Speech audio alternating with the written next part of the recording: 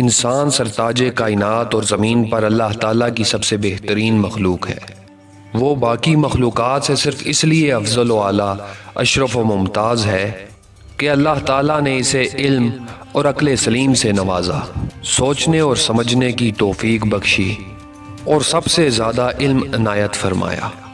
اسی علم ہی کی بنا پر فرشتوں کو حضرت آدم علیہ السلام کے آگے جھکنا پڑا، اور اسی علم ہی کی بدولت ساری کائنات انسان کے لیے مطیع و مسخر ہو کر رہ گئی ہے۔ حضور نبی اکرم صلی اللہ علیہ وآلہ وسلم پر جو سب سے پہلی وحی نازل ہوئی، اس میں بھی اللہ رب العزت نے سب سے پہلے علم کی ہی بات کی۔ فرمایا، پڑھو اپنے پروردگار کے نام جس نے پیدا کیا، انسان کو جمے ہوئے خون سے بنایا۔